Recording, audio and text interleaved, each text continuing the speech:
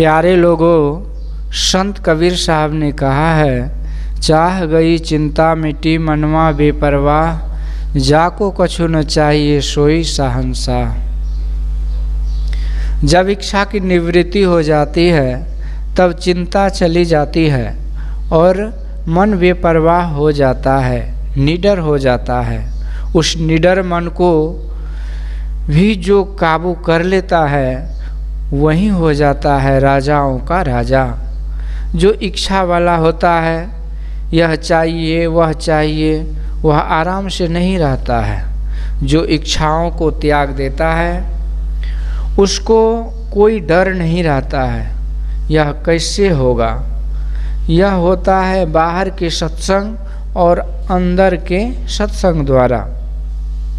ईश्वर संबंधी कथा बाहर का सत्संग है। ईश्वर से मिलने का जो यत्न है, उस यत्न को पाकर जो कोशिश करता है वह मन को भी जीत लेता है, मन मंडल को पार कर लेता है। यह है अंदर का सत्संग। यानी जब हम लोग ध्यान करते हैं तो ये आंतरिक सत्संग है और बाहर में जो सुनते हैं समझते हैं वो बाहर का सत्संग। इन दोनों तरह के सत्संगों से कभी न कभी उस गति को पाता है जिसके बाद कोई गति नहीं है। वही है परम मोक्ष या निर्वाण पद। जैसे गुरु महाराज बोले हैं कि धर्म कथा बाहर सत्संगा, अंतर सत्संग ध्यान अभंगा। बाहर में जो हम लोग सुनते हैं तो वो बाहरी सत्संग, और जो ध्यान करते हैं वो अंतर का सत्संग है। आध्यात्महीन राजनीति पवित्र दिशा में नहीं रहेगी, और जिस राजनीति में कुछ भक्ति और आध्यात्मिकता की नीति होगी वह राजनीति पवित्र रहेगी और बहुत दिनों तक रहेगी।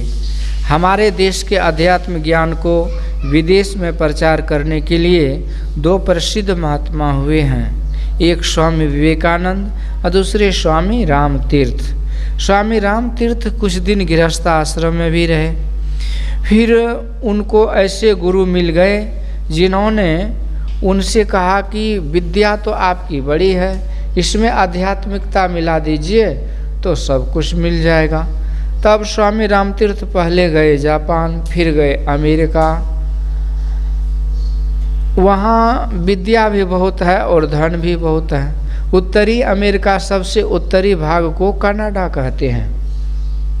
वहाँ मित्र राज्य होगा, इसलिए उनको यूनाइटेड स्टेट्स भी कहते हैं। वहाँ धन बहुत है लेकिन शांति नहीं है।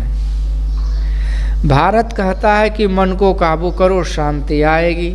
जागृत में मन काबू में नहीं है, स्वप्न में मन काबू में नहीं है।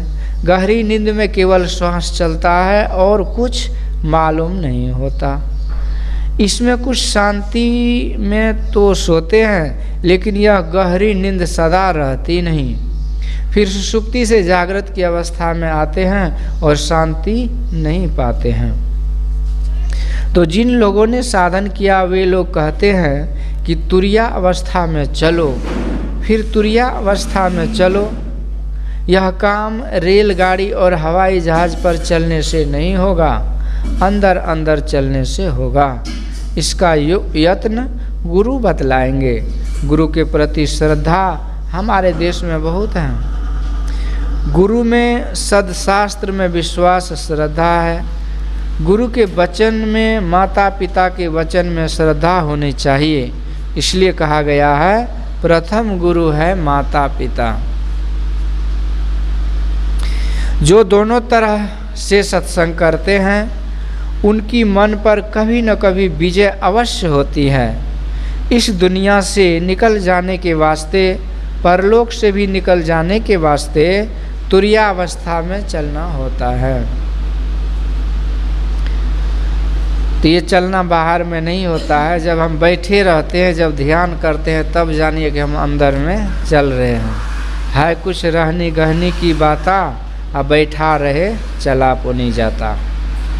इसके भी परे तुरियातीत अवस्था में चलना होता है, तभी जीवन मुक्ति की दशा होती है। जिनको जीवन मुक्ति की दशा होती है वे अपने से अपने को जानते हैं, ईश्वर को भी जान लेते हैं। उनको कुछ जानने को बाकी नहीं रह जाता है। इसलिए साधन करना चाहिए, भक्ति करनी चाहिए। भक्ति के बीज का नाश नहीं होता है। संत कबीर साहब ने कहा है, भक्ति बीज विनिश्चय नहीं, जो जुग जाए अनंत। ऊंच नीच घर जन्म ले तो संत को संत। भक्ति बीज पलटे नहीं, आए पड़े जो चोल। अकंचन जो विष्ठा पड़े, घटे न ताको मोल। यही जानकर भजन सीखना चाहिए। भजन सीखना मतलब भजन वेद ले लिए और उसको नित्य प्रति समय समय पर जब हम सत्संग करते हैं और भजन वेद जो लिए हैं तो उस मंत्र का जप करते हैं, ध्यान करते हैं, तो वही है भजन सीखना चाहिए। माता पिता का आदर करना चाहिए, सिखलाने वाले गुरुओं का भी आदर करना चाहिए। इसके संग में क्या मिलता है? तो मति की रति गति भूति भलाई, जब जेहि जतन जहाँ जेहि पाई। सो जानब सत्संग प्रभाऊ, लोकहु वेदना आन उपाओ।